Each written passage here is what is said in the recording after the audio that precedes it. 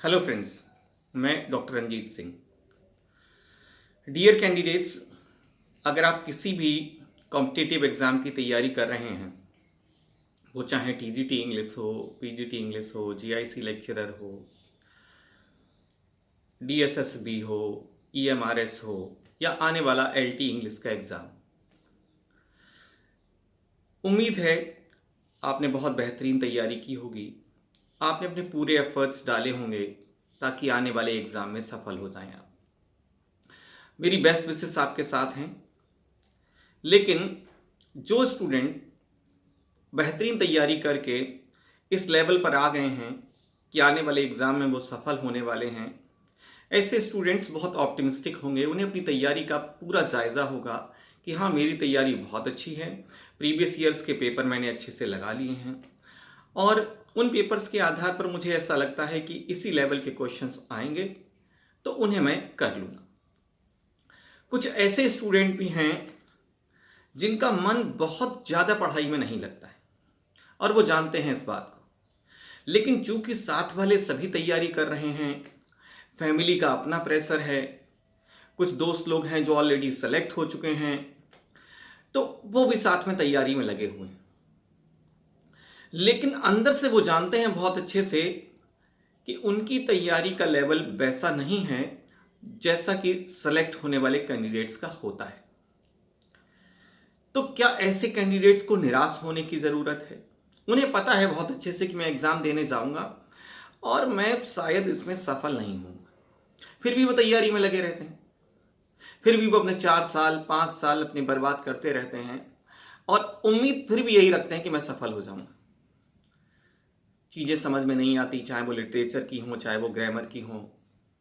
अपने साथ वालों से बहुत ज़्यादा जिक्र भी नहीं करते चीज़ों का, निगेटिव चीज़ों में लगे रहते हैं। ये बुक ख़राब है, ये चीज़ अच्छी नहीं है, उसके नोट्स ज़्यादा बढ़िया हैं। वो अपना पूरा टाइम इन्हीं चीज़ों में खर्चा कर देते हैं। कभी बैठकर ये नहीं सोचते हैं कि 4 किताबें बढ़िया सी ले लें मार्केट से और अपने नोट्स बनाएं, क्योंकि जो अपने हैंड राइटिंग में चीज़ें लिखी हुई होती हैं उनकी बात अलग होती है और हम चीज़ों को कैसे समझना चाहते हैं उसको कोई एक बुक लिखने वाला नहीं समझ सकता। अगर 10,000 बच्चे बुक पढ़ रहे हैं एक ही बुक को, तो 10,000 बच्चों का माइंडसेट अलग अलग है। किसी को नोट्स किसी फॉर्मेट में चाहिए, दूसरे को नोट्स डिफरेंट फॉर्मेट में चाहिए, तो वो फॉर्मेट आप बुक से उम्मीद नहीं कर सकते। उस फॉर्मेट को आपको खुद ही बनाना पड़ेगा। मुझे याद है बहुत अच्छे से, जब मैंने पीजीटी लेक्चरर का एग्ज़ाम दिया था, तो मेरे टीचर जिन्होंने मुझे क्लास 10th और 12th में पढ़ाया था इंग्लिश, वो भी मेरे साथ एग्ज़ाम में अपीयर हुए, मेरे साथ में एग्ज़ाम दिया उन्होंने। और मुझे लगता है कि उन्होंने जो नोट्स बनाने का तरीका अपनी नोटबुक्स में बनाया हुआ था, हम लोग मुरादाबाद में सेंटर था, होटल में जाके रहे साथ में, उन्होंने मुझसे कहा मेरे साथ चलना, तो हम लोग साथ में जाके रहे और उन्होंने तब अपनी नोटबुक्स निकाली और उन नोटबुक्स के में जिस तरीके से उन्होंने नोट्स बनाए हुए थे वो उनका व्यक्तिगत फॉर्मेट था। मुझे बहुत पसंद आया। उन्होंने बहुत सारी चीज़ें उस नोट्स में ऐसी दिखाई मुझे जो नेक्स्ट डे एग्ज़ाम में आई, तो मुझे लगा कि हाँ, नोट्स बनाने का फॉर्मेट ऐसा ही होना चाहिए। मैं तो एकेडमिक लेवल का स्टूडेंट हूँ, एमए किया है, अभी कुछ ही दिन हुए हैं, रिसर्च कर रहा हूँ और मैं एग्ज़ाम देने आया हूँ। नेक्स्ट डे जब एग्ज़ाम हुआ तो हम दोनों लोगों का एग्ज़ाम बहुत हुआ, लेकिन वो किस्मत की बात है कि मेरा सिलेक्शन हुआ, सर का रिटन भी क्वालिफाई नहीं हुआ था। तो नोट्स आपको खुद बनाने हैं, वो किसी भी एग्ज़ाम के हों। एलटी एग्ज़ाम तो चलो 18 को है, उसके लिए बहुत दिन नहीं बचे हैं।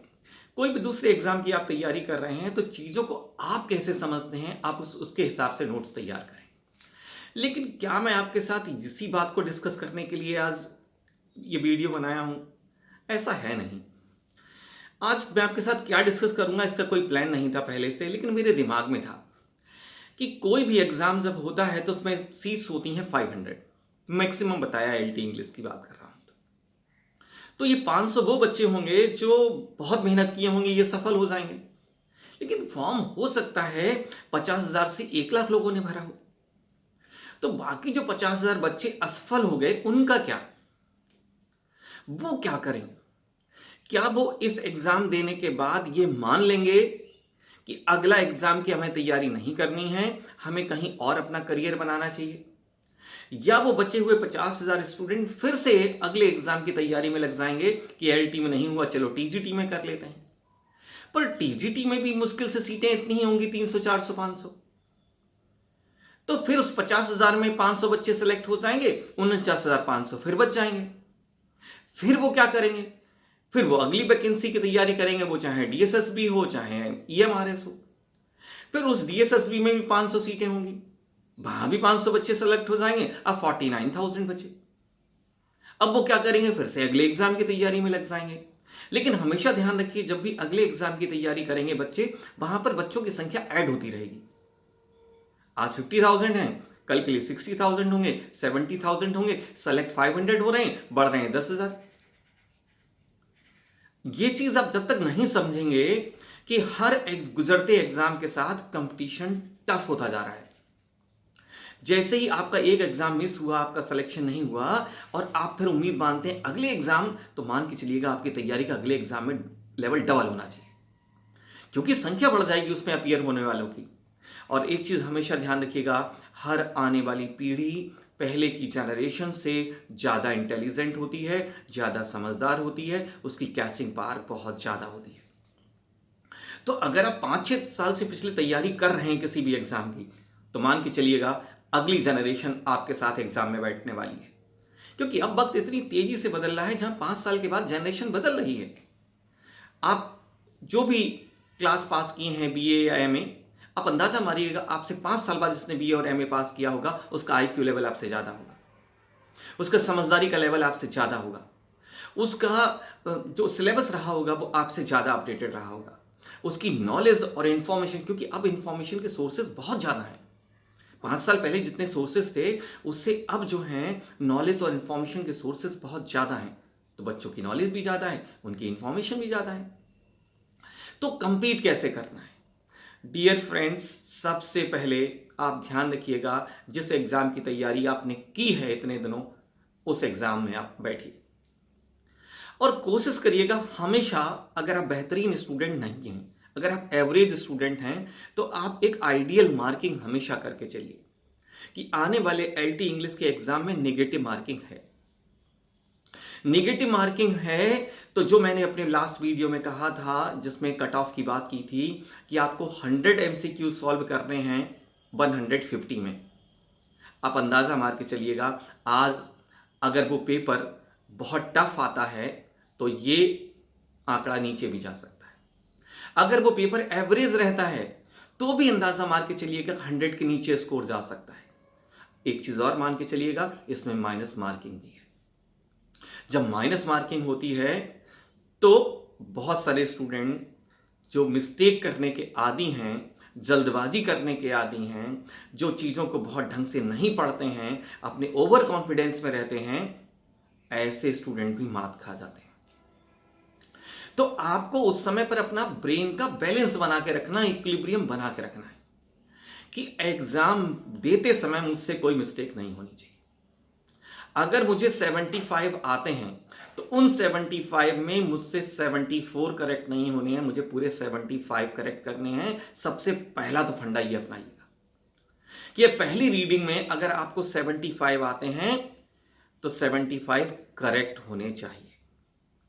इसके बाद की बात बाद में है, अर्थात कोई भी क्वेश्चन ऐसा गलत नहीं होना चाहिए जो आपने पढ़ रखा हो, जो आपको आता हो। सबसे पहली बात तो ये। इसके बाद में जब हम सेकंड रीडिंग लगाते हैं तो हम उन क्वेश्चंस की बात करते हैं, उन क्वेश्चंस पर फोकस करते हैं जिन्हें हमने पढ़ रखा है, बस आंसर में थोड़ा सा कंफ्यूजन है। ऐसे क्वेश्चंस को फोकस करिएगा। जो आपने नहीं पढ़ रखा है, वहां तुक्का लगाने का, हिट एंड ट्रायल फार्मूला की कोई जरूरत नहीं है। ऐसा हो सकता है कि आपने 75 लगाए हैं और कट ऑफ 75-80 के आसपास चली जाए। ऐसा हो सकता है, बिल्कुल हो सकता है, क्योंकि एग्जाम का फोबिया अलग तरीके का होता है। वहां पर जो स्टूडेंट बैठते हैं वो उस फोबिया को अगर हैंडल कर ले जाते हैं तो उनका पेपर बढ़िया हो जाता है, वरना 4 से 5 क्वेश्चन गलत करना आते हुए एक आम बात है कि तैयारी बहुत बेहतरीन है, सब कुछ बहुत अच्छे से है, लेकिन 5 क्वेश्चन गलत हो गए। जल्दबाजी में 2-3 क्वेश्चन गलत हो गए और 2 क्वेश्चन ऐसे गलत हो गए, आते थे पर पता नहीं कैसे क्या उस समय पर ब्रेन क्लिक नहीं किया ढंग से और गलत हो गए। इन 5 क्वेश्चन का अंतर बहुत बड़ा होता है। आपको यही 5 क्वेश्चन गलत होने से अपने आप को बचाना है बस। क्योंकि 75 आपने सही किए हैं, 5 गलत होने से आपने रोक दिया है, आप 80 पर पहुंच गए। इसीलिए हमेशा ध्यान रखना है कि पहली रीडिंग में पहली बार जब पेपर सॉल्व करेंगे, क्वेश्चन नंबर 1 से 150 तक पहुंचेंगे, तो 75 पहले स्टेप में करेक्ट होने चाहिए। अगर पहले स्टेप में पहली रीडिंग में 75 करेक्ट हो गए हैं तो ये मान के चलिएगा आप क्वालिफाई कर जाएंगे जो प्रीलिम्स है एलटी इंग्लिश का। तो आपका टारगेट होना चाहिए कि 150 में पहली रीडिंग में जब मैं करूं, क्वेश्चन नंबर 1 से पढ़ना शुरू करूं, मार्क करना शुरू करूं आंसर को, तो 75 एकदम करेक्ट होने चाहिए। अगर 75 पहली रीडिंग में करेक्ट कर ले जाते हैं आप, तो आप मान के चलिएगा इसके बाद वाली रीडिंग में 15 क्वेश्चन आप और कर लेंगे। डियर फ्रेंड्स, बात करता हूं उन स्टूडेंट्स की जो तैयारी नहीं कर पाए हैं, जिन्हें लगता है सिलेक्शन बहुत मुश्किल है। उनका क्या? बात सिर्फ यहीं पर आकर रुक जाती है डियर फ्रेंड्स कि हम अपने जीवन के 4 साल 5 साल ऐसे ही बर्बाद करते रहते हैं। आज इस एग्ज़ाम की तैयारी कर रहे हैं, कल दूसरे एग्ज़ाम की तैयारी कर रहे हैं, कल ये बुक खरीद रहे हैं, परसों वो बुक खरीद रहे हैं, इस कोचिंग के पीछे पड़े हैं, उस कोचिंग के पीछे पड़े हैं, ये बढ़िया है टीचर, वो बढ़िया है टीचर। डियर स्टूडेंट्स, कोई भी टीचर घटिया या बढ़िया नहीं होता। तैयारी आपको करनी है। कोई किताब अच्छी या बुरी नहीं होती, उससे नोट्स आपको बनाने हैं। तो ले दे के दारोमदार है तो आप ही का। आप किस बुक को दोष दे देंगे कि इस बुक में अच्छा कंटेंट नहीं था इसलिए मेरा सिलेक्शन नहीं हुआ? आप किस टीचर पर ब्लेम लगा देंगे कि इन टीचर ने बढ़िया सा सिलेबस पूरा नहीं कराया, मेरा सिलेक्शन नहीं हुआ?